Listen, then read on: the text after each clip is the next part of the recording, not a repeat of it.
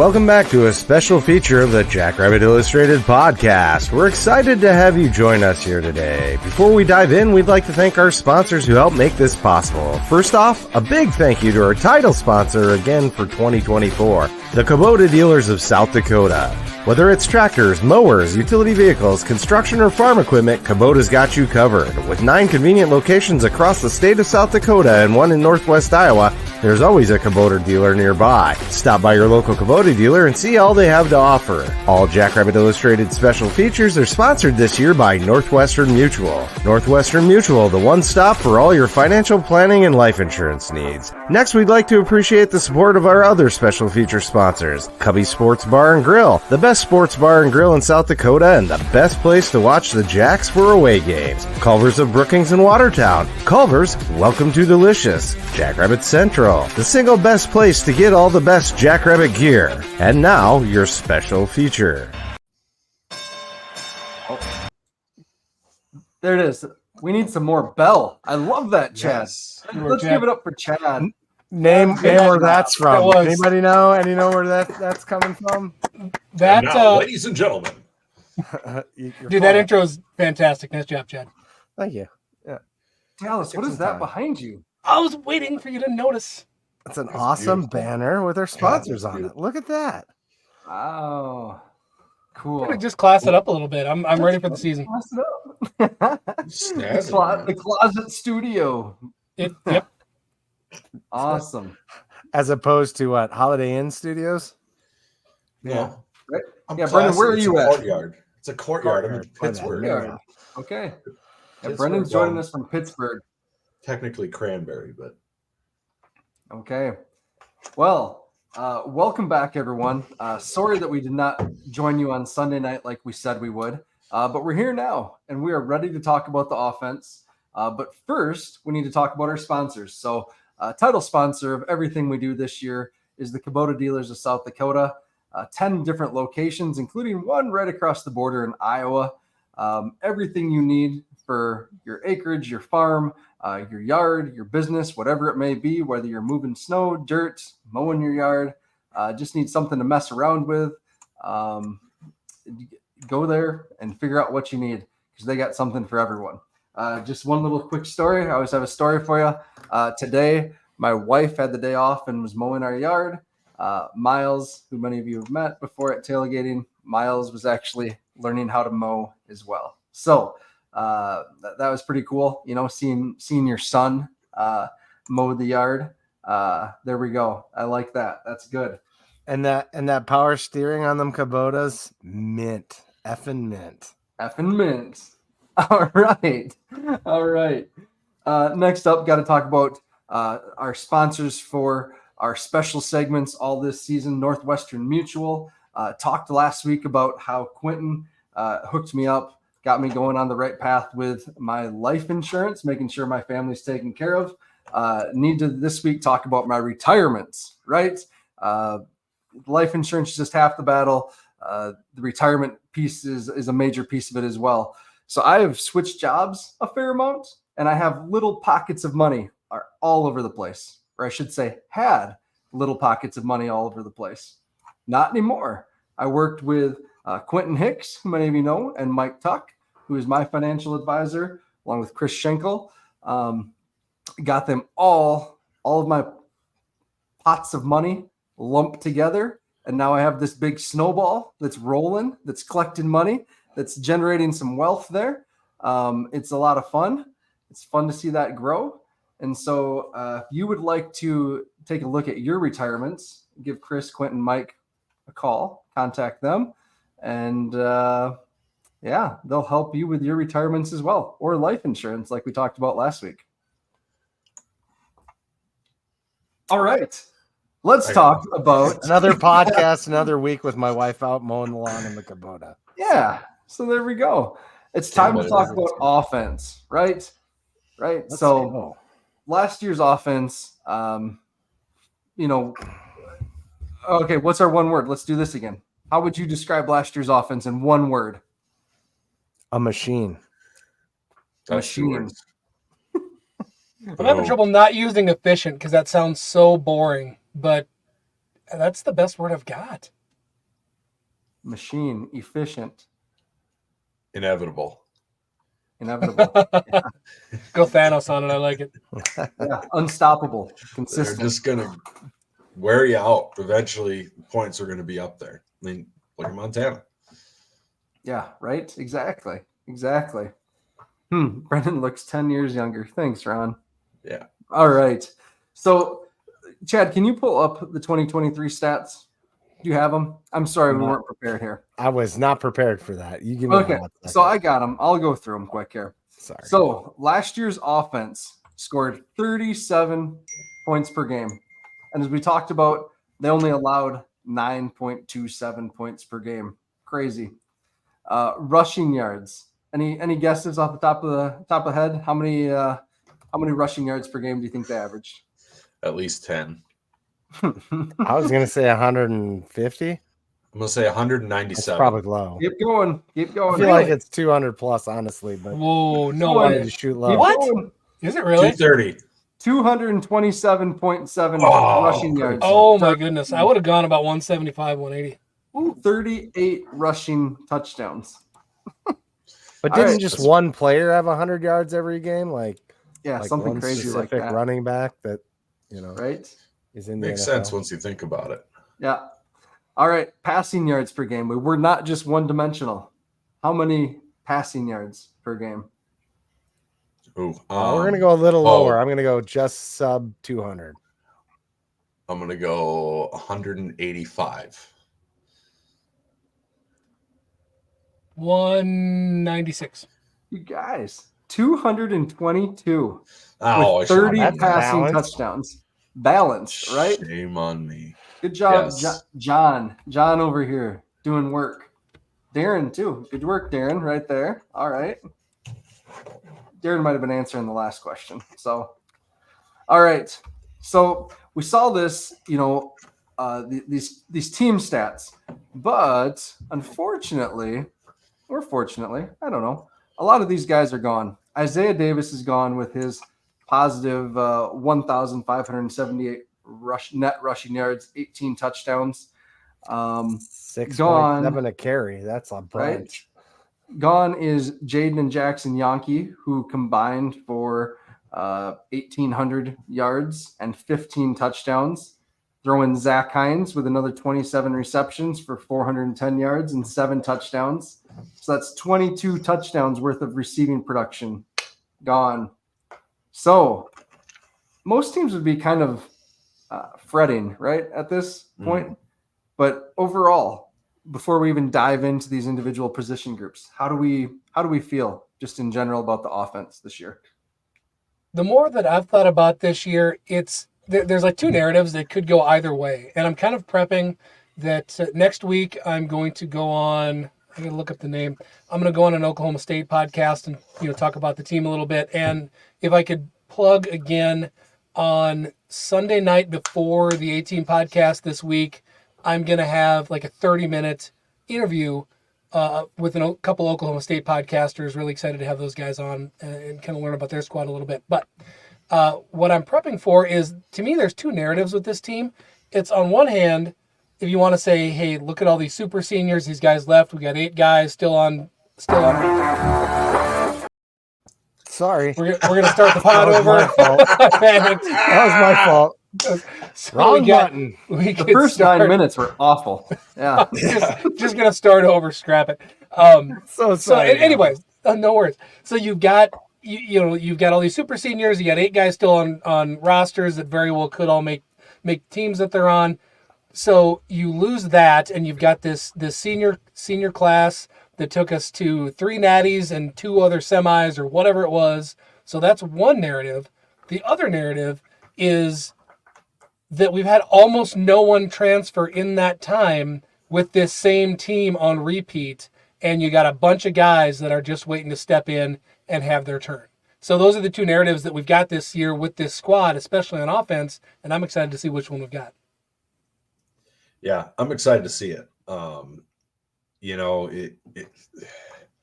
unknown is kind of exciting sometimes, and we've been watching these guys, that they're the reason you watch at the end of a game after it's a blowout, because you want to see what's coming up. And now we get to see that in fruition. And it's not that we didn't love the Yankees being there or anything, but it's cool to see what the next group of guys can do. So I think that's exciting. I feel pretty confident, I guess, personally. I guess it feels a little bit like I remember back when NDSU was in the middle of their run. They lost a huge senior class, and they were all super confident about the next year. And I just couldn't understand. I'm like, how are you guys? Like, come on, you're being ridiculous. Really? You think you're that good? Come on. I kind of get it now. I understand that, when you've watched that team, you watch the end of games that are blowouts, and you see all the talent that is there in the wings, waiting, chomping at the bit to get out there. So that's really exciting to me. I guess the part I'm curious about is how fast will the offensive line, gel. I think that'll be a big thing if they're clicking right off the bat, or if it took, Mason and those guys as a group, as a unit, a little while to get cooking 2 years ago, if we remember right. There was a time there we were like, all right, they're pretty good, but then they just turned into an unstoppable unit. How long does that take when you've got a test like Oklahoma State coming up right away? Like, you want to be hitting right out of the gate. How's that going to work out? And there's tons of young guys that it's really exciting to see coming up here. Amar getting his chance to be the number one guy. That's going to be awesome. And the one who gets talked about a lot, but it feels like maybe not enough. He won the freaking Walter Payton Award, and it's still surreal to me. How good is Mark going to be? You hear things from camp about how amazing he's looked.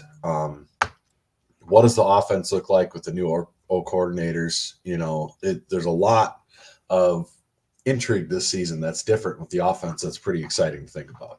Brendan, I do want to definitely dive into offensive coordinator. I don't know, Matt, if you had a plan to do that or not at some point here when we jump through the groups. Real quick, I'm going to go back. John Neff asked what the podcast was. It's going to be Believe in OK State is the one that I'm going to be on, and then both of those hosts are going to jump on with me before the A-team next week. It's Justin Southwell, who's a former player at OK State, and I am blanking on his co-host's name. If I remember it, I'll say it later. But really excited, nice guys. Awesome. Is that Believe like the other Believe podcasts? Just same network. Yes, BLEAV. Yep. Yeah. Dallas, why don't you talk about offensive coordinators a little bit? This is a good spot to maybe jump into that. Sure. So, well, actually, let's rewind a little bit, and I want to go back and talk about the former OC here a little bit. Obviously, we know departed to Northwestern. Jackrabbit through and through, unbelievable. Gave so much here. Stayed when he lost out on his chance to start to Taryn. Fantastic guy. Wish him the best. And one of the best things that I can say is going from Eck and transitioning away from Eck. When Jason Eck called a game, you could see his fingerprints on it. We've talked about that a bunch, and I really like Jason Eck, so I'm not ripping him. But you could see his fingerprints on the game. You were aware of play calls. At least it felt like that to me. I don't know that I felt that the last, 4 years or however long. How long has it been? I'm trying to remember. How many years are we talking here? 4 years? It's just 2, isn't it? Eck's been gone with just 2. Was it only 2? Oh, yeah. My goodness. Okay. All right. I'm an idiot. So anyway, last couple of years, it just, you didn't see that, and you never thought about play calls. And I don't remember the last time I questioned a play call. So that right? Am I wrong with that? True. No, because we've even used the swing pass effectively, much to my chagrin. If it works, if it's working well, then fine, whatever. So that's my take on Lujan. Is I don't remember in 2 years, I guess, whatever it is, I don't remember questioning a single play call in a game. Never thought about it. Now a lot of that is execution, of course. Yeah, this will be the third year, John. I think is what you're saying. Okay. So anyway, so now transitioning, really curious to see. You've got the incumbent who is here, that was kind of the heir apparent, and then we bring in our new friend Freund, and now it's going to be interesting to see how they, just how they collaborate, how they work together. I don't remember when we talked to Danny when we talked to Coach Freund, I know we asked about who was in the booth, who was down, if they were both going to be up or not. But did he share? Olsen's going to be up, right? Olsen, yeah. Because he has an assistant line coach that's going to be, or no, are they both going to be on the field? An assistant line coach is in the booth. I thought. What did he say? I'm going to have to go back and listen. I got to go back and re-listen. I was hoping Chad would remember. Sorry. Oh no, I was doing production stuff. No, I'm the one that. So sometimes I start talking and I really hope that I remember as I'm talking, and then I realize it's not going to happen. So then I got to move on. But anyway, so you got Olsen, you got Freund. And I'm curious to see exactly, do they call different, do they have to agree? Clearly, they're not all agreeing on everything in the moment. A lot of it's coming off somewhat of a script, and you've got the down and distance narrows down what you're supposed to call. But then are there different scenarios where one takes the helm? I have no idea. And I hope we don't see any miscues or stepping on toes early on because of that. Look at this. All of our listeners are setting us straight here. They pay so much more attention. Everyone. Yeah, good job. Thank you, guys. Thank you. Well, of course, Deb knows. Yeah. Deb would know better than us. I'm curious to see, come to Jackrabbits come to Jackrabbit Illustrated and tell us where we're wrong. Remind us what to do. But my first beverage here too, by the way. I'm not even.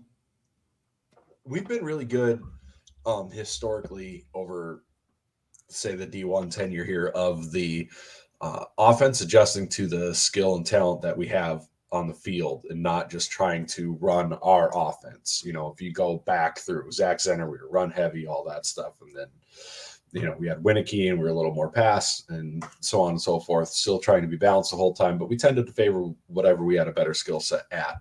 And I'm curious now how that's going to go with, young receivers, young running back, new OCs, and trying to parse out if the new offensive play calling and everything is from Freund or Olsen, or is it adjusting to what they feel best suits the talent on the field?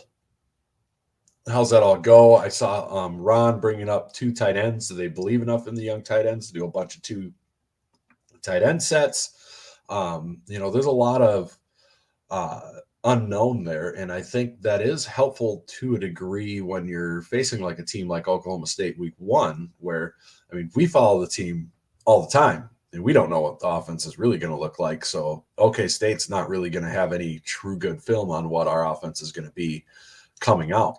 Do we go, well, Mark's a stud, let him be a stud and sling it all over? Or do we try to do what we did last year and establish ground and pound and just let Mark a little more loose? Really, really curious to see how that goes. Because I do think there's going to be weapons all over the field. Probably a good point. Do you want to jump in quarterbacks here right away? That's probably a good spot to dive in there. So let's just, before we jump in, let's talk about Culver's quick. So Culver's, the team had their annual burger battle eating contest amongst position representatives from the freshman class.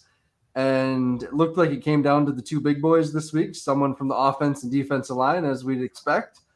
I'm not sure. They didn't have names. Did they list who won? I didn't. I was just going to ask you that. I didn't see it. Yeah. I'm not sure if it was an offensive defensive lineman that won. I'm not familiar enough with the faces yet. But man, I think you guys are onto something, Dallas, with an alumni.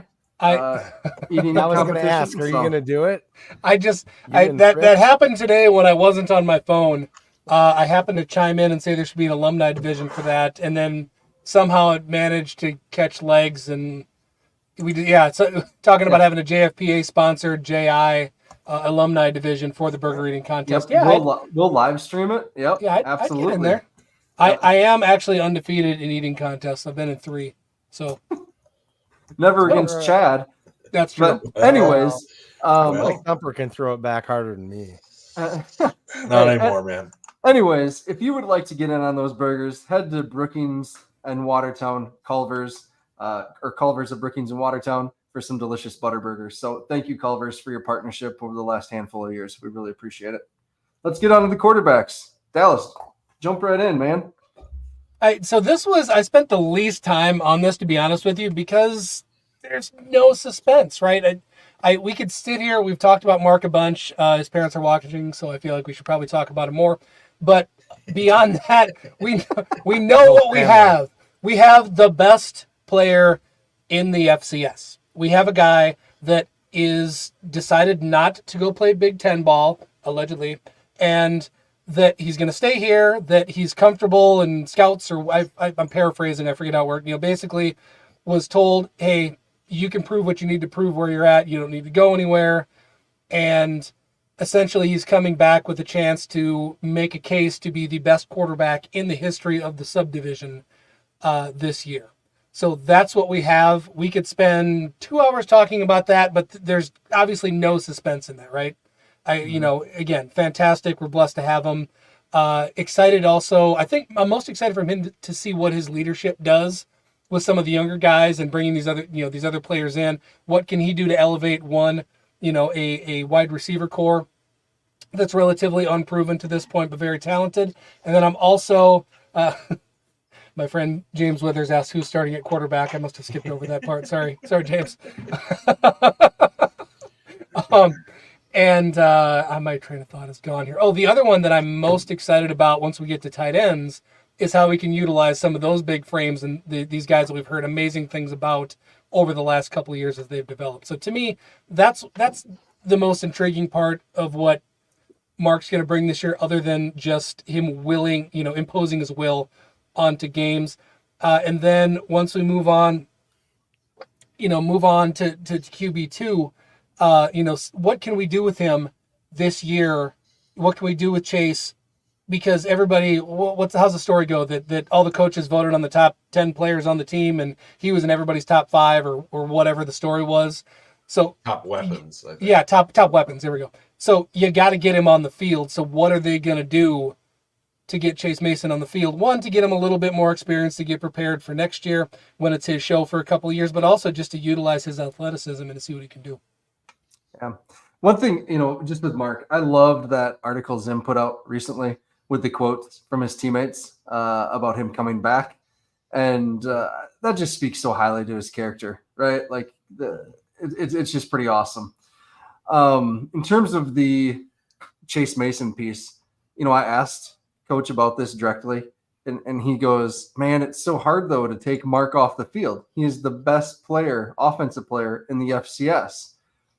But then he brought up that point, Dallas, you just mentioned. So, it's really interesting to me, like in that way, like, are they going to find ways? Because UND had ways when they had multiple quarterbacks on the field. We saw it from NDSU last year with some success, right? Having multiple quarterbacks on the field at the same time. Like not Did they have necessarily multiple quarterbacks, or were they just two people who happened to be listed as quarterbers? Oh, come on. You're one of those. All right. No. Cam Miller's a good quarterback. However, there's the threat to pass, right? Sure pass and run. is. Yes. Yeah, yes. I mean, he can pass it in theory. Right to Colby Herter. That's his last pass he completed, right? Right. Or Darren brings up a good point. Or the Montana State 2 quarterback package, right? So Montana State didn't run that enough with Sean Chambers, in my opinion. Having Tommy as a threat on the edge, I guess. In my opinion, I'm not an offensive coordinator. What do I know? I mean, I'd love to see Chase come in and run the ball. I mean, that is a big human being. I mean, you're essentially sticking a tight end back there and going, all right, you can chuck it maybe, but go get 8 yards, and I bet he can do that more often than not. I bet he's got more speed than most tight ends. Yeah, accurate. And agility. I was trying to compliment. That wasn't a slight. Right. I think one of the underrated parts of Chase's development, because to be completely honest, if you'd asked me last year how comfortable I would have been had, God forbid, Mark gone down, I don't know I'd have been that comfortable. After seeing Chase's development this year, just in the spring game and how he was able to perform there, I think you got to be a lot more comfortable as a coaching staff. And I'm wondering, does that make them a little more aggressive with Mark, allowing him to show off his legs a little more? Or does that mean you can pull Mark a little earlier to preserve him and really give Chase some extra game time because you're not worried about him maybe, letting the other team back in it, whatever? Yeah. I bet we see that. And you want to keep Mark as obviously the number one priority is keep Mark healthy for, the rest of the season, the rest of the playoffs, his future career, all those things going forward. So that's a big priority as well. So to use that, and like you guys said, I mean, Danny Freund is a really smart offensive coordinator and creative offensive coordinator. He's very creative. I am excited to see what he can do with both of those weapons like that. Because let's be honest, I mean, UND was a good offensive team, but I'm not sure I am sure they do not have the weaponry that Coach Freund is going to have at his disposal now. Mm-hmm. So what does he do with that? I was just going to say that, Brendan, that occasionally to me with UND, I liked their offense. Some of it came off a little bit gadgety, but I think that's because they didn't have the ponies that they needed to do a handful of things. Does that make sense? Yes. Yeah. Yep. It was more out of necessity than. Yeah, there we go. Thank you. Yeah, you worded that better than I could. Yeah. Hey, Brendan, you're out in Pittsburgh. Have you found any place as good as our favorite sports bar in Brookings right now? Hell no. Funny story. You know what I guarantee you won't run into? What? Cubbies. You won't run into the cook staff playing a game of pool at 7:00 while everybody's out eating. And you're expecting John Taffer to come out and start yelling at people. That won't happen. That won't happen at Cubby Sports Bar Grill. Then they've got Aces food, Aces staff, Aces everything. Absolutely go down there. It's the best place to get any food or drink in Brookings. If you're sitting down, you want to watch a game, have a beer. Cubby's is the place to go. Go to the rooftop bar. I'm sure that is still open with the beautiful weather we've been having back home. And Cubbies, I mean, they're rock stars, great Jackrabbit supporters. They are the place to be. They have, they also have the coaches shows there, the Jimmy Rogers show, basketball shows during the basketball season. So you can go down there and watch that live. Great place for supper, lunch, beer after work, whatever. Head down to Cubbies, beer before the game, after the game, the whole works. All right, there we go. Let's get into running back. Excellent. That was good, Brennan. Wow. Yeah. That's a true thing that happened at one of the frickin' restaurants out here. I'm sitting there and the cooks are playing pool. I'm like, I'm not mad, but like, what the hell? Yeah. So, Chad. Yes, sir. Talk us through the running back position. What do we know? Well, I feel a lot like Dallas had pointed out for the quarterbacks. There's a fairly well-known player that's going to be the number one quarterback or running back, and that's Amar Johnson. And every time he's got a chance to shine, he's done so. I mean, look what he did for us up in Fargo the last time we were up there. He basically put the team on his back for a while. That guy, oh man, I can't wait to see what he gets done as a full-time feature back. And then Angel Johnson, oh my gosh, talk about dynamite. Gesundheit. Talk about dynamite coffin. Just freaking packed in a small package. Every time that guy gets the ball, he is just a threat to cut it loose. It happened last year. I was waiting all year for it to happen. I absolutely lost my voice. I think we interviewed Terry Vandervecht after that, if I recall, and my voice was still hoarse that Monday after that game, because I nothing makes me more excited to see a guy like that that's worked hard, get his shot, and then shine. And I think we see a couple more of those this year. People don't know what to expect with Angel Johnson. I don't know if we run them both out of the backfield at some times, or how we, work in the H-back position. I'm excited to see if we can see like Kirby Voorhees or Brendan Begman come in for some ground and pound short yardage situations, because I feel like they're a little bit more that power back running style and can offer that Isaiah Davis was both things. Let's be honest. He was awesome. And he wasn't just that shifty back. He wasn't just that power back, but he had plenty of shiftiness and had plenty of power. So I know that the Isaac Crassel, he was hurt early on. So we haven't really got a lot of time with him, but I'm excited to see what he might offer too. Trying to remember who else. Does Maxwell Woods and Quinn Renfro both come in this year? They both come in. Yep. Okay, so they're freshmen. We probably won't see them much, but I would be really excited to see what they can do in potentially some of the games where we don't need our big horses like Augie potentially. If we can see what they can do, I mean, I've seen their tape, right? I haven't got to see them in person, but I think they have a lot to offer. You know, Quinn, the parallel there is Isaiah Davis for me. Maybe that's just lazy because he's also from the same area, but he runs a lot the same way. Excited. And then, of course, Maxwell Woods, a flip, I guess it was, not really a transfer. He was a recruit flip, and he was a 4-star out of high school that other people wanted really bad, and we got him. I don't know how much our new offensive coordinator factored into that, but I got to imagine it helps to have a guy like Danny. He's such a stud too. Anybody that touches the ball, I think is going to do well. And then obviously the X factor that I didn't talk about is Mark's ability on the ground. You know, he's put on some weight. He's always shown a great ability to run with the ball. We all love it when he trucks guys, but hey, Mark, please don't truck guys. We want you all season. Unless it's in the national championship game at the end, then knock yourself out if it's going to win the game. Not literally, figuratively, right? We don't want to get knocked out, but you know what I'm saying. You're so good with words. Just keep going. Just dig. Someone take a shovel away. Just don't clip that part, Or we could let one of our stable of amazing running backs run the ball.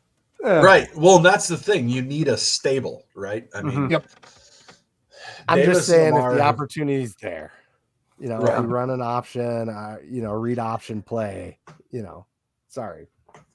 You're good. Don't apologize. No, don't apologize. I mean, Brendan was talking. I kind of cut him off. I was just jumping on that as a segue. So the one guy, we mentioned Chad in there, a power back, right? And I think that's on everyone's mind. I do think if the gentleman that transferred right before the Natty or the playoffs last year, I think he's at Duluth now. The other Johnson, Derek Johnson. If he hadn't gone, he would be looking at some carries likely this year because we sure liked what we saw from him in the spring game last year that he was in. But I think in this year's spring game, we saw Amar put his head down multiple times and really fight for some yards, and Amar and Angel. So, I mean, I think there's some opportunities there that just because they're smaller, we definitely don't want them doing that a ton during the game. But I think, there are opportunities there, and we have seen it, at times too, where these smaller guys can maybe, hide a little bit too on these goal line spots and until a crease opens up and get there. We'll see about that.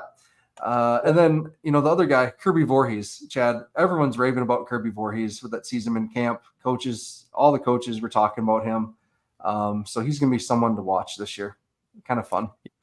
Yeah, and from what I've heard, it's like he might get a few chances, to get out there right away. So he could get his 4 games, right, and not have it count against him. So that'd be great. Yeah. Brendan, what do you got to say, man? I do believe Amar gets slept on for how strong of a runner he is. Yeah. Because you watch like the highlights from the marker game in the Dome where he ran that one in from, 20 yards out, cut it back. Like he trucks dude. Yeah. He runs dude over, and he's got some highlights of Isaiah Davis stiff arms bouncing dudes off the turf. And yeah, he's smaller, but 5'10" and 205 pounds is not a thin built dude. So I think he's, he's smaller, but he's not small. He's a strong dude. And Angel Johnson, I think they get slept on a little bit, but I think the biggest thing is having a stable of guys with Voorhees and Begeman and guys like that in the back, because man, that running back position, you can get dinged up so fast and be so deep into that stable before you even know it, just from little things, and they talk about Amar playing dinged up last year. and stuff like that. It doesn't take. It can happen in an instant with these guys because they're getting pounded on. So. Yeah, he's tall in Texas. Ask Kyler. He's tall in Idaho too. If he's next to Chris. Anyway, He's a giant. He's an angry elf. I'm excited to see what Voorhees can do. Matt, you pointed out that he was the Scouty Offense Player of the Year last year, and that tends to translate well. You just in terms of just effort, and there's a reason why guys get that, right? It isn't just being gutty. It isn't just being likable. Like, you have to put in the effort. You have to have talent. And again, you get that for a reason. So, I think as we've got a couple of guys that have, is Angel, I'm sure we just said this. He's a junior, right? He is a junior. Yeah. That's what I thought. I was trying to talk real slow so I could find it. So anyway, clearly, behind him, we've got some opportunity for a couple of younger guys to step up, and then the two incoming freshmen this year, ultra excited about those guys. That's probably, this year we've talked about this incoming freshman class this year a bunch, but those two running backs that we got, to me, might end up being the steals of the entire class, and those are ones that hopefully we get to see them for a couple of games and see what they can do late in games early in the season. Before we move on, Jamal's comment about Amar being slept on, we need to just take a beat and recognize our 4 guys that got recognized on the Reese's Senior Bowl. Today. 4. Yeah, 4. That's most. And more then than some that were left out. Yeah. So we got Mark, Gus, Amar, Dallas, and Adam Bach. So congratulations to those 4. Making the Senior Bowl watch list is huge accomplishment in itself. Yeah, it is. Now go have a huge season and actually make the Senior Bowl team, and get some recognition down there in Mobile. Yeah. So good job, guys. Yep, congrats. Yeah. Jonathan, we will get into offensive line here in just a little bit. We're going to end with offensive line. So just a little Dogs. bit. Yeah. All right. Next, Dallas, do you have something for Jackrabbit Central? Do you have anything for Jackrabbit Central? Ooh, not handy. I can make something up. Just tell us about. I could. I just sorry. I was digging through notes here, getting ready to talk wide receivers. It's a central place to get Jackrabbit gear. It is, and actually, I'm long overdue here, getting ready. We've talked the last couple pods here about my dad getting inducted into the SDSU Athletic Hall of Fame here coming up in September 14th, and I definitely need some new gear. And in fact, we just ordered him some new gear because, as a gentleman, a farmer who likes to dress like a farmer, has had his same 5 t-shirts that he tucks into his jeans that he's worn for the last, I don't know, since I was born probably. And he needed some new stuff because he's going to have to speak in public. He's going to be on the field. So my mom texted me. She's like, hey, I don't know what to do. So I'm like, I got this. I went on jackrabbitcentral.com. I found a polo. I found a hat that looks like he will wear it and he'll like it. And I got those ordered, and that's what he's going to wear. So jackrabbitcentral.com. Check them out. Get prepared for the season. The team needs you to be ready. You got to look good, feel good, cheer good. And otherwise, a couple locations, one on campus and one in downtown Brookings, and then also in the stadium on game day. Hey, awesome. So wide receiver. And Dallas, I'm letting you lead off on wide receiver because GF Dub is your guy. So GFW. So receiver, very intriguing group here. And Matt, again, I don't know if we've specifically called it out during this, but go to jackrabbitillustrated.com. Read Matt's blogs. There's so much information. He does such a good job with this roster. He lives and breathes this stuff. Gets excited with the new signees and follows them all the way through. But a ton of productivity or graduated and moved on. You've got GFW Griffin Wilde that is poised to clearly be the number one weapon. Everybody's excited to see him. You've got Graham Goring, second wide receiver. Excited to see him to be able to step up. We've seen him, make big plays in big situations. Obviously, that Montana State game last year comes to mind. And then wide receiver 3, I think, is a bit of speculation. I'm not sure, Matt, on your conversations, but coming out of spring ball, Kentrell Prigine showed a ton of wiggle, ton of flash. Really excited to watch him. I think there was some. What are we laughing at? Ben's Ben. comment. Oh, gotcha. Sorry. I'm like, what did I? Ben's being Do I have like a booger? Like, what are we laughing at? I don't even know. Ben's Okay, being a real Richard. got it. Yeah. No, Yeah. it's like speaking in public and everybody starts laughing and I don't know why, and then I just ramble. But anyway, Kentrell He Pershing, hasn't really spent excited. enough time on the B team. Excited. obviously. Hold on. Tons of comparisons. Some of the stuff they did in the spring game, but there's some comparisons to, dare I say, Kay Johnson and the way that he plays and some of the flash and the speed, the quickness that he brings, and excited to see what those three can bring. So, Matt, what's anything else? What else did you find in your research? Yeah. So, everything we're hearing, right? Tanaka Store had some videos up this week of Griffin, doing a drill and adding 20 pounds, whatever it is, 15. So he looks different. Coach Menage, when I talked to him, just said that Griffin looks different this year. He realizes now it's like his turn.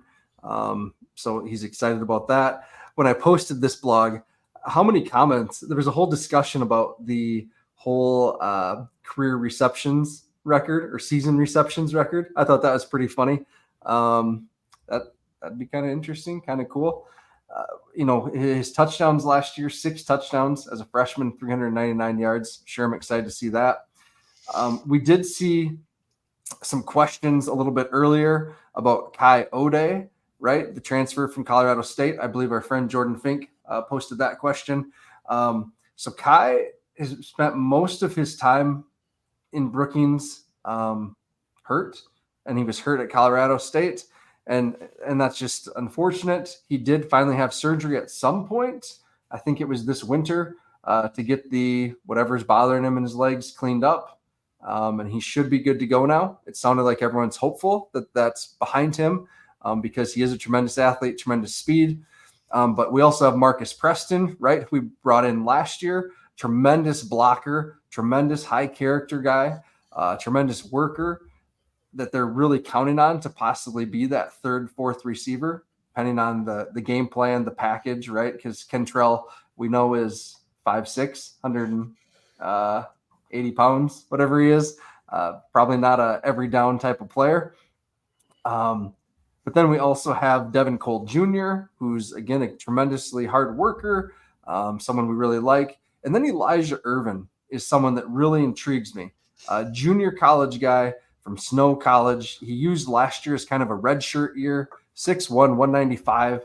Really a vertical threat, they said. Menage just really likes what he can do on jump balls, some go routes. So we do have some options here in this 3 through 6 wide receiver spot. Matt, was there with Elijah, was there any kind of story on how he landed here that you've heard? Because when was the last time that South Dakota State signed a junior college player? So I can't think of any. Yeah, right. He's part of that Arizona connection. So yeah, he's from Arizona originally. Not 100% sure how he got to Brookings, but we were looking for wide receivers just to add depth. And he made it. Having some people asked about Jack Smith out of Sioux Falls. Yeah, I think Zim posted that he looks really good and could contribute if needed, but they probably don't need him this year. So they might just hold it. We'll see. If he's good enough to play, they didn't have a problem playing Griffin last year. So I guess. Oh man, did I get that wrong? Yeah, we argued about that for 20 minutes. Oh, I'm still gonna stick to my guns. His dad called me out though at one of the games. Yep. So I don't know. I was still logical. Yeah. So this is a fun group. Graham Goring. I'm excited for Graham Goring because he showed some flashes last year. Same. And I think Griffin and Graham are going to be a really good 1-2. And it probably depends on the game, depends on the package, who that 3, 4, 5, 6 guy is, in my opinion. So. Well, I wonder, that you've got so much youth here now after losing the Yankees. This feels like the group, besides maybe the O-line, that we know the least about going into. We're replacing Isaiah, but we know those running backs because even if it's a blowout, you're running the ball. You get to see that talent. You're not throwing the ball to receivers, so we don't get to see that often. And the question I have is, I wonder how much of it's going to come down to not necessarily how good of a pass catcher they are, how good of a blocker they are. The Yankees were good blockers out on the outside. They were elite blockers. They were more than willing to put their nose in there and make the difference on a play from being a 10-yard gain to a touchdown. You know, how many of these guys are going to be stepping up in that part of their game and really willing to, I mean, that's how you get on the field, I think, as a third receiver. It is. Really and then set yourself apart. Right. And, we talk about youth, but you look at the experience of that's coming back. And I'm assuming that that's how those guys are going to get on the field. And they've patiently waited their turn. But again, he's already called the names out. Marcus Preston, Devin Cole Jr. You've got some seniors that have been around, have been special teams guy, Patrick Hoffman.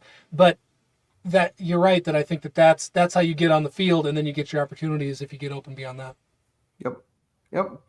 All right, so let's move to tight end because this group is interesting. As Darren's trying to rub in my face, so we don't know less about tight ends. I just have confidence in us turning out good tight ends. Same. So, and isn't this goofy because I wrote this and Zim wrote this. This group returns 3 receptions for 29 yards and 1 touchdown, and we all feel like we're sitting on the next All-American. Like, we had probably 3 guys that'll play in the league. Is how it feels to me. Yeah, said that, right? Like, that means 10% of NFL teams have a Jackrabbit tight end. Yeah. That is a goofy stat. That is a stat like 10% of teams having any one position from one school out of there's 300 and some schools in the NCAA plus JUCO plus everything else. And 10% of teams have a tight end from one school. Yeah, I'm arrogant about that, but yeah, I feel pretty good about the tight end situation, knowing nothing about it. Yeah. Right. Chad, you're muted, buddy. Probably the best thing I did all day.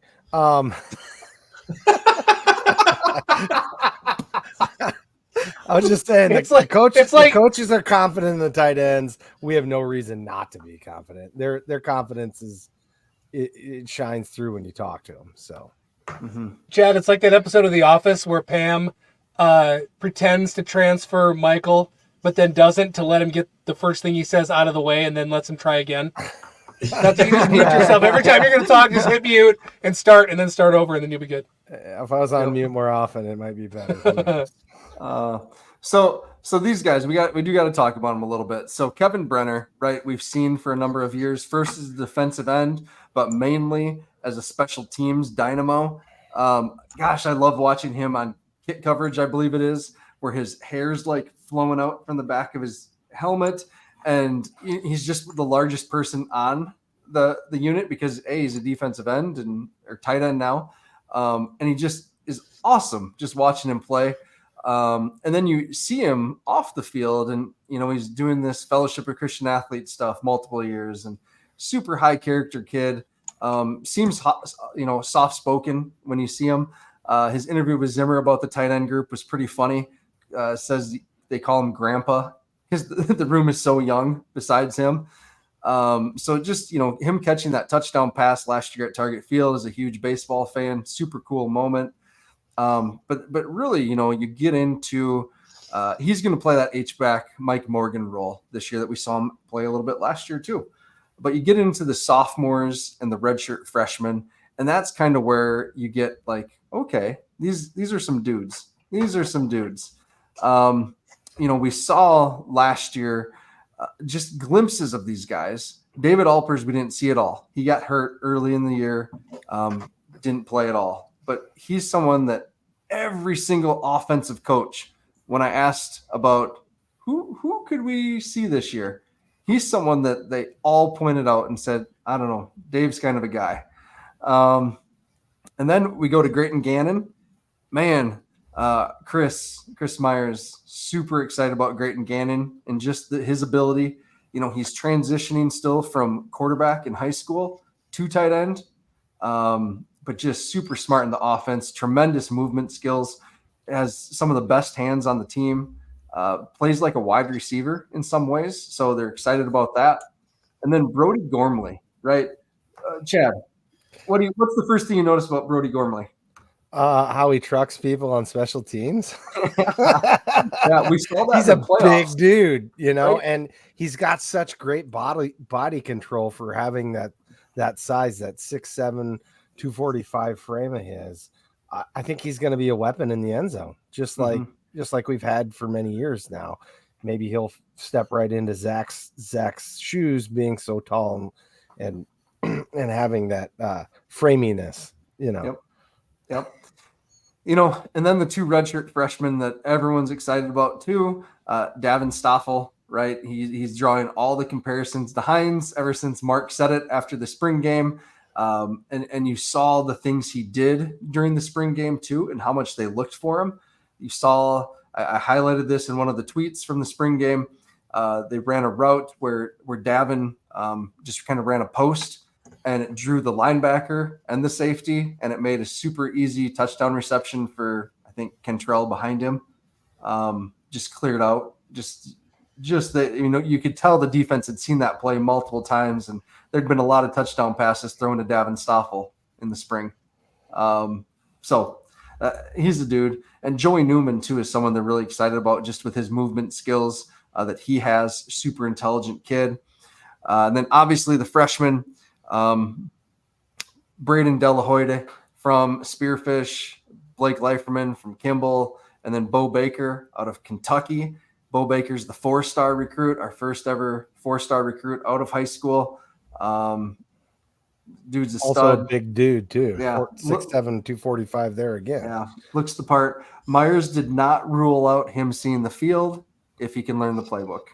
So we'll see on that. This room is loaded with talent. We have 5 tight ends that are 6'6" or 6'7".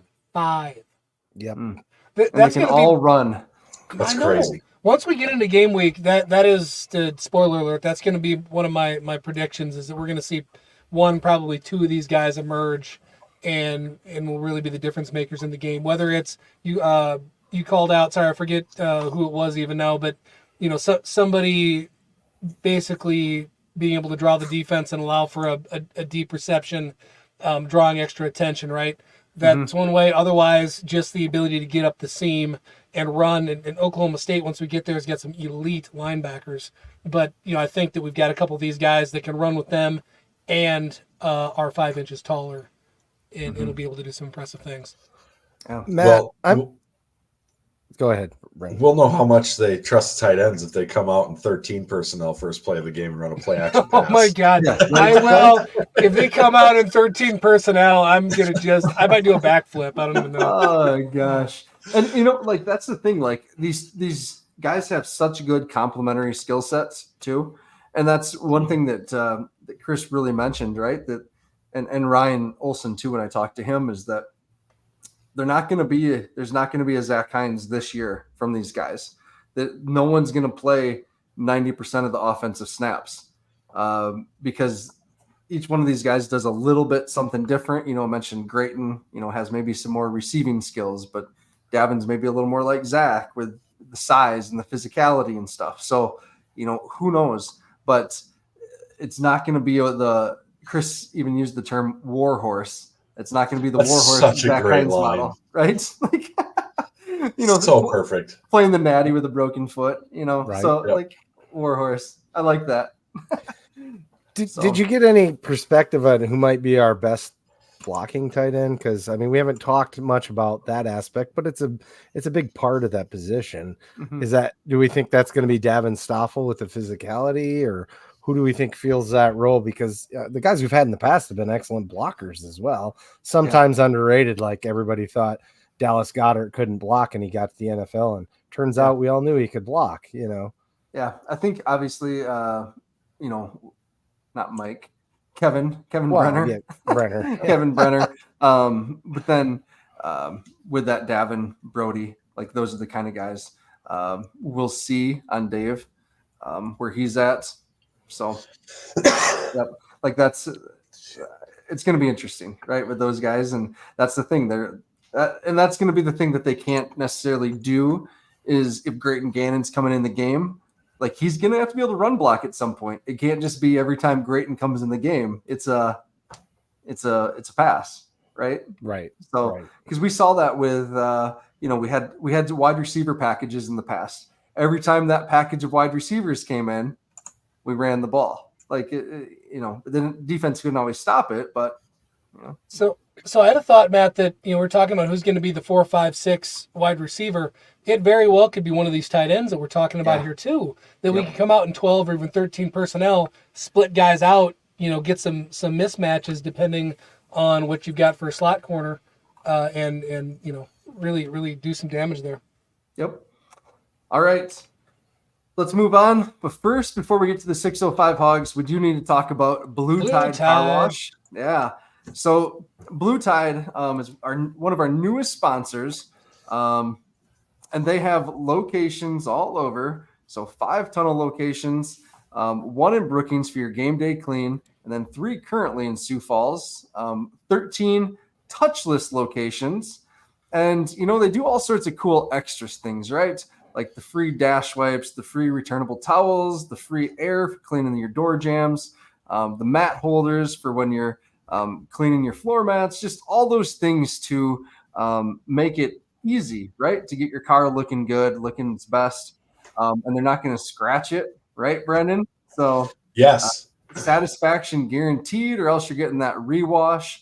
And then the big thing is the memberships. Those are good for all of their locations, not just the store where you buy it. So go to Blue Tide Car Wash and get yourself a membership, or on game day, just swing into Brookings and look at this, Aaron. Love it. Yes. So Aaron, good job. Thanks, Aaron. Aaron went to the Blue Tide Car Wash last weekend when in Brookings for Jackrabbit softball camp. She's hooked. She signed up for the unlimited package right now. So thanks, Aaron. All right. That unlimited package, no better way to go when it's wintertime around South Dakota, or if you live on a dirt road. I mean, you're going to do salt off your truck and car. You are losing money not doing it. Yes. Yep. Absolutely. All right. 605 Hogs, the one position group we're all like, So, Brendan, you want to lead this one off? What do we know? What do we know? We know Gus Miller is the boss. He's the man, and that's what you want. You got young guys coming in. You want an experienced center, and why not have him be the best center in FCS football? You've got the Biddington Award winner coming back, snapping the ball to the Walter Payton Award winner. I don't know how you have a much better combination than that. That's awesome. Evan Bernstein, or Bernstein or Berenstein? I feel Berenson, right? Berenson. I'm a bad Wrinkles. That's like the Berenstein Bears. It's Berenson. There is one other kid out there, I swear to God, who had Wrinkles the dog, that you'd smack the dog and he'd go, I'm a bad Wrinkles. But anyway.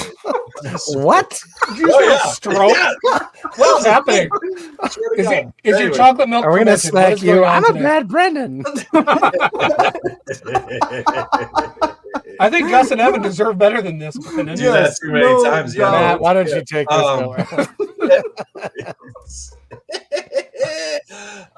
Anyways, you've got. I think there's a lot to be confident with this group. When you've got a guy like Quentin Christensen who was so good as a freshman that they couldn't keep him off the field, and we're bringing him in as a blocking tight end just to get him on the field blocking. I mean, that's basically an extra tackle. I mean, you wore that jersey well, bud. Confidence there. Yeah. I mean, it's nice, but his new number is nice. But beyond that, you get another upper class, older. Well, is he up? Yeah. Hagen's an upperclassman transferring from UND, all conference caliber player transferring in. I mean, you got to feel good across the board as far as that goes. The 6'5 Hogs has that tradition and culture laid down. You hear those guys talk about it a lot in interviews, how that was kind of laid down by, Mason and those guys. So really looking forward to seeing these guys. But like I said, it's just, how does that meld? How does that mesh? How quick do they get used to working with each other, playing off each other in a game situation, making calls, all that? It's obviously a lot easier when you've got a center mate who's a veteran like this making the calls. So that helps a lot. But we'll see. We'll see how it works out. That's one of the, I guess, question marks as a unit for the team. It feels like I mean, you could really, it's a toss up to me between this group and the wide receivers. If you're going to say, all right, where's the most intrigue? Where's the biggest question mark? It has nothing to do with doubt. It's just, hey, there's change. We got to see what's happened. We're used to seeing, right? You've got, we got the 2 All-Americans. You got Garrett, you got Mason. They're gone. They've been here forever. And then John O'Brien, who is highly underappreciated, I think, because there was giant question marks when he came in. None from the time he hit the field, right? So you got those 3 guys. But the more research I've done and the more prep and reading, I've started out saying we're returning 2.5 starters for sure, because I think Quentin Christensen counts due to the amount of meaningful snaps he had. And then you've got Sam Hagan, so you've got another starter from UND coming in. So I mean, we have 3.5 returning starters. So then you got Ethan Vibert coming in at left guard. And then beyond that, I'm most interested to see how do we work a little bit more depth in there? How do you get a Jason Lee on the field? Marcus Hicks, I think, is still in competition for that right tackle spot. So if he and Sam are battling it out in camp here, how do you get both of them reps to get a 6th and maybe a 7th offensive lineman that you're going to need potentially later in the season? Yeah. So, you guys mentioned you hit on the starters there. Yes, Bo Donald did retire. That he went across during spring ball, I believe, right? As a senior recognition, I think, Chad, we saw him there. I believe so. And then Kobe Christensen. I've had a lot of questions about Kobe. Kobe is also dealing with some medical stuff and just away from the team this year, it sounds like. No specifics on that.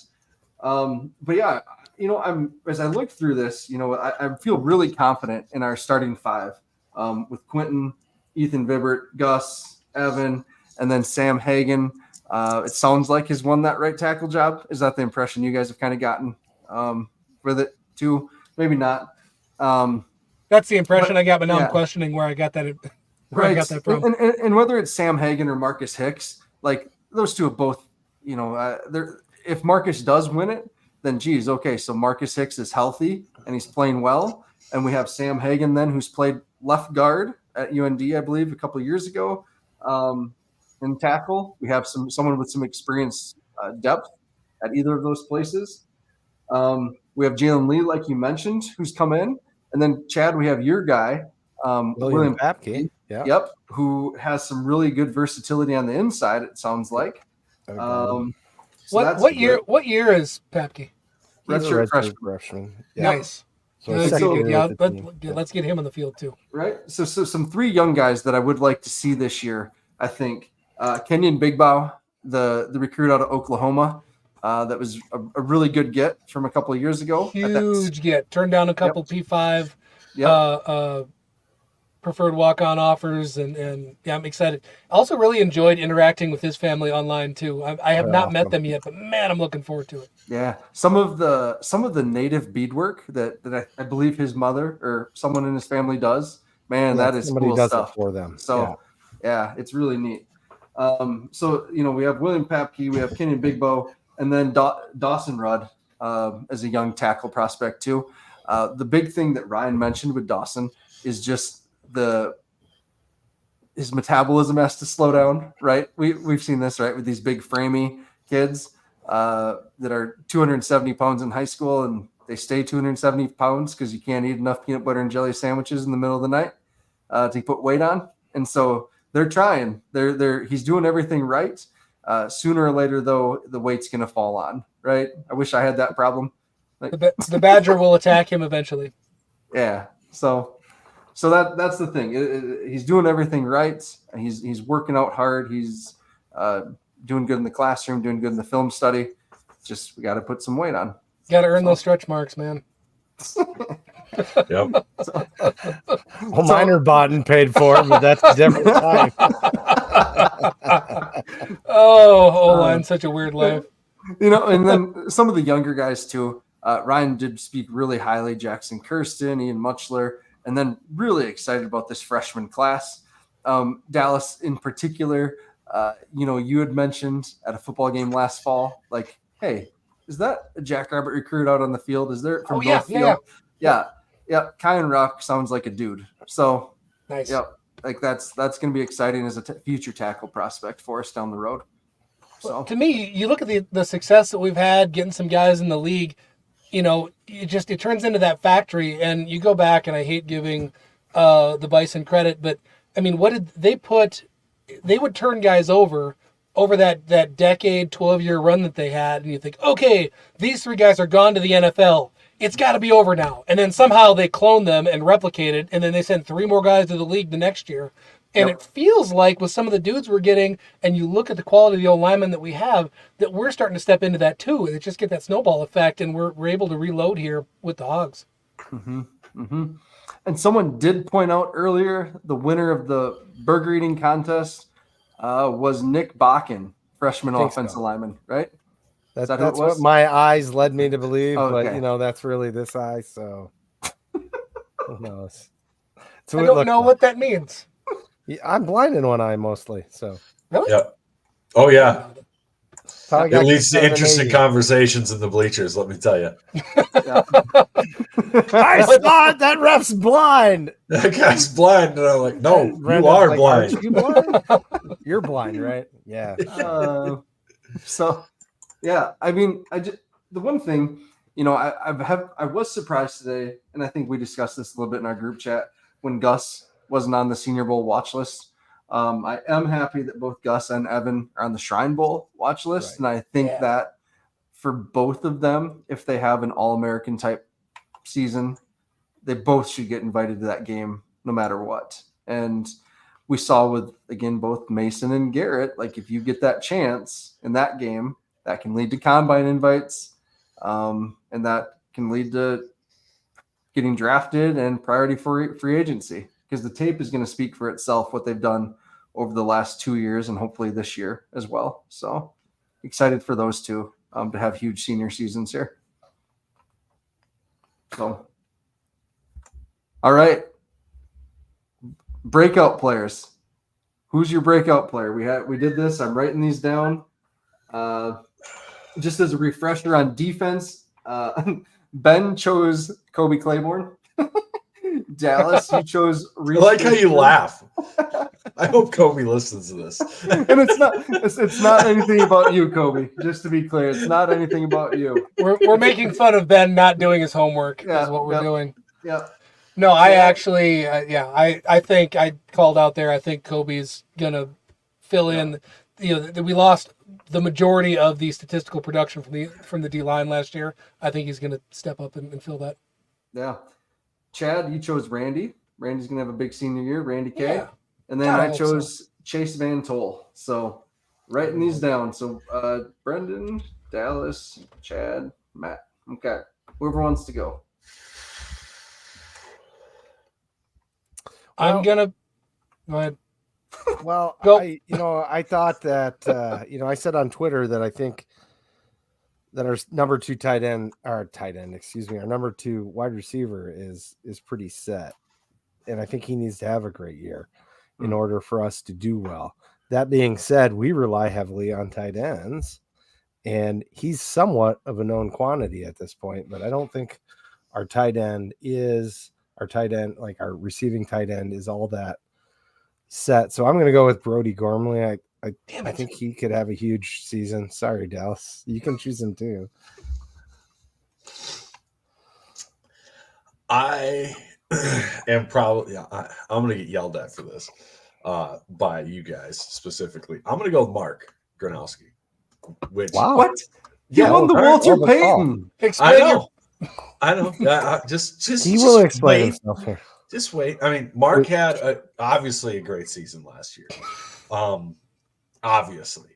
But I think we're going to see him do things in the passing game that they're not just going to be really good for the FCS. It's going to be shooting him up draft boards type of things. And he's going to make some throws, just the things you've heard about him from camp, the weight he's put on, the effort he's put into camp. I think it's going to be breakout in the way of huge passing numbers, absurd completion percentage, big boy throws. That's going to actually have him by the end of the year. He's going to all of a sudden, everybody's going to be talking about him launching up draft boards.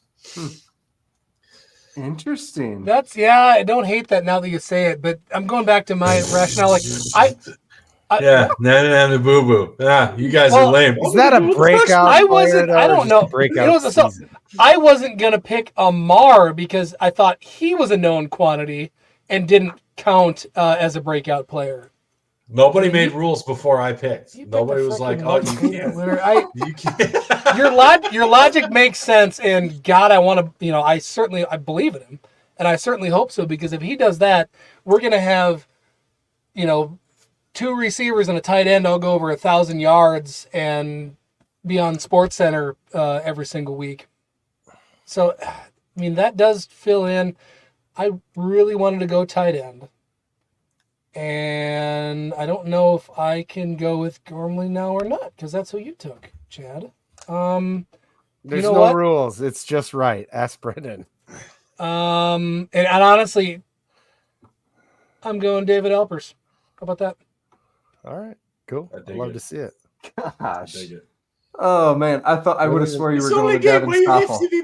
And so I was prepared to go with David Alpers. So I'll go with Devin Stoffel. There we go. We're all thinking the same. Like, give me one of them tall guys. Well, clearly, we're going to be sitting here in January post Natty, and one of the there's going to be a tight end that's an All-American where we're like, oh, we called it. Who called it? I don't remember. One of us did.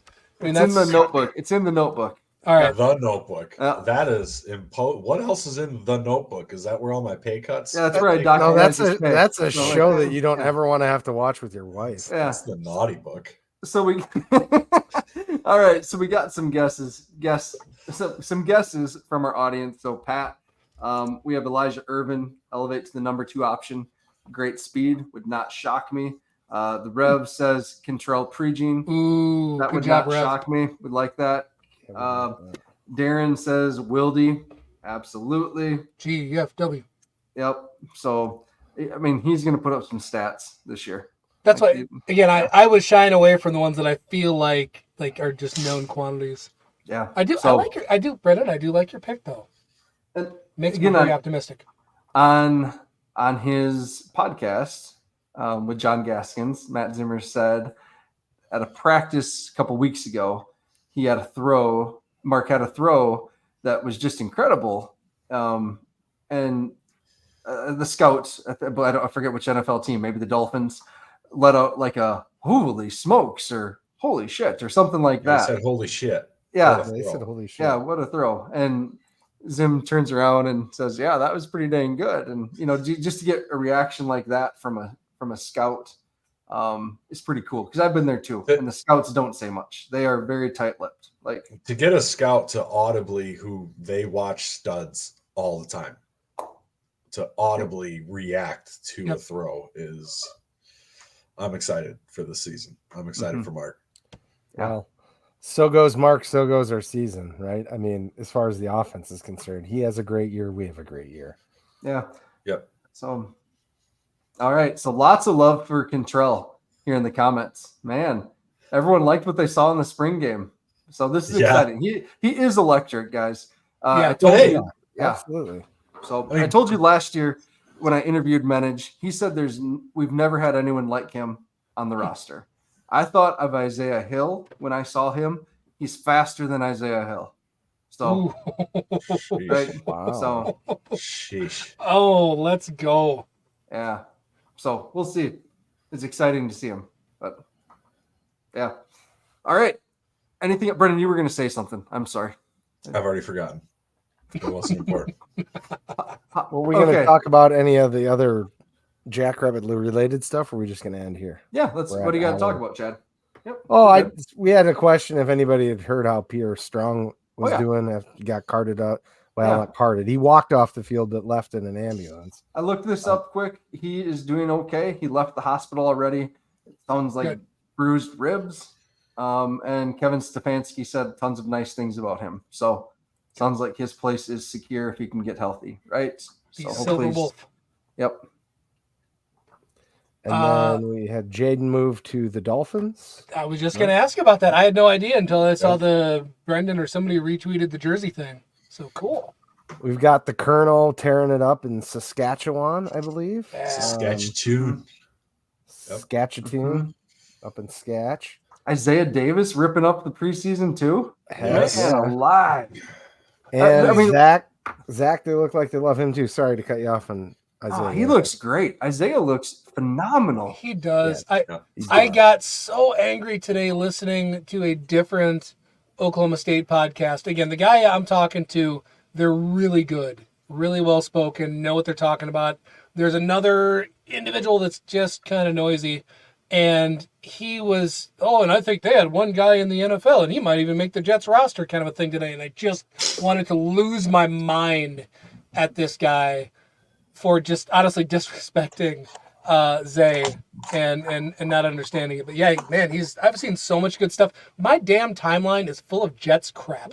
Yeah. It's obnoxious. and you love it, and you love it. I like it better than last year. I liked a million Tucker Craft things and saw a bunch of Packers. That's way better. Oh, that was the worst. That's just Hold on. Sorry about that. Total sidebar. Tucker got hurt too. Couldn't this be Tucker's COVID senior year this year still? I think it actually could. It would have been last year.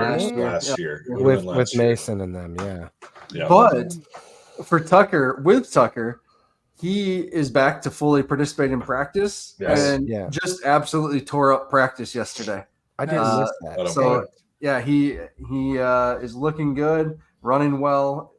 Andy Herman, who I love to follow, just said he was electric, and his run after the catch ability, which we all know, just it was good to have him back, is what he said. So because Luke Musgrave seems to slip on banana peels anytime he catches the ball. So if one side of the stadium roars louder than the other, Musgrave falls over. So as long as Tucker sees the field more than him, then I don't care about that. Yeah. Man, another thing about some of these guys that SDSU's put in the league, like they're the most damn likable humans. Yeah, like it is so hard not to root for them. Just with everything, like God, Tucker and Zay and the Yankees and just on and on and on. Like, man, I hope those guys do well. Mason starting a brawl because somebody popped his corner in practice. My great cousin Mason, which he's just looks fantastic. His quarterback that's up to here on me. And Zach too, right? We keep seeing all these practice clips of Zach like making plays in practice. Like to see some of that transfer to the games, because I don't think he's had a reception yet in the preseason games. But man, hopefully he makes the roster there. That'd be so sweet if he did. Show on NFL Jacks.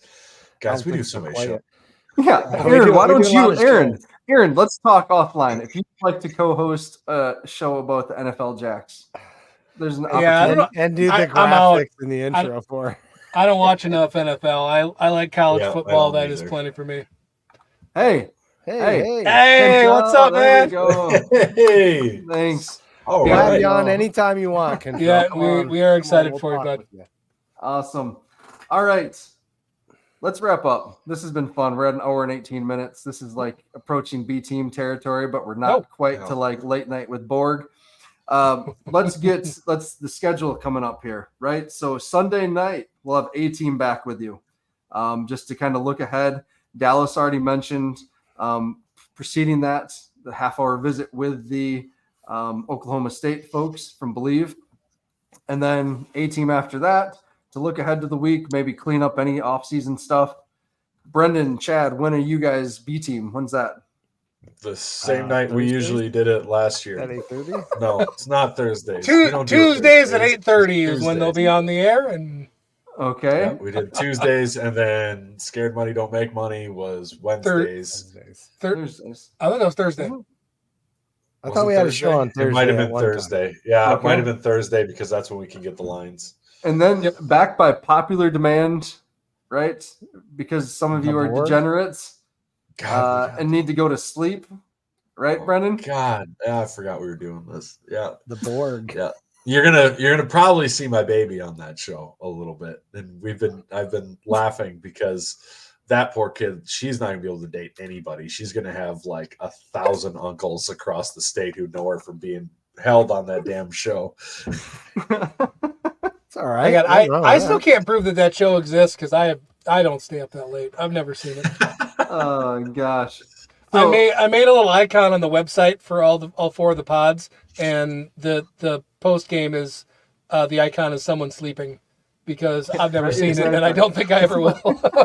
It's awesome though, man. I've heard it's great. It's good the next day, but I tried to jump on once and I just had to cut out. Chad, you fell asleep on camera. It was great. More or less. I've almost had more people walk up to me and talk to me about watching that show than I have like the BT. It's just Really, like, what are you doing up at 2 a.m., man? So Ariel, God bless all of you. Yeah, Ariel and Aaron are going to host our NFL Jacks JI show. So that's going to be They can talk about all the tight ends in the league. So, jeez. And with that, what else? I don't know what else we can plug here. I'm excited for Scared Money Don't Make Money, because these FCS FBS lines week 1, I may have put some money on a few of them. Oh, so I'm excited to hear about it. I'm telling Alex you want to has make been money. killing it. Those are the lines those are the early season. They always suck at setting lines versus FCS teams. Yep. For FBS matchups, you can clean house if you pay attention to the FCS as a whole. Yep. Hey, Chad, you want to plug what you just said? Thank you. I said Alex has just been killing it. I'm pulling up right now the MVFC by the numbers. Go check that out. It is very insightful. It will let you know that USD isn't as good as everybody seems to think they are. That's just my reading of the data. So go there, look at the data. It's pretty impressive. He added the graphics this year. Kind of talks about how he's going to do it a little different this year, weekly update on the website. So be on the lookout for that, as well as the blogs that Matt does so well every week, because we got a couple of those every week as well. So busy crew. Yeah. But thanks everyone for tuning in. This has been super fun. We're going to get back on our normal schedule on Sunday. So game week. All right. Anything else? All right. With that, go big, go blue, go Jacks.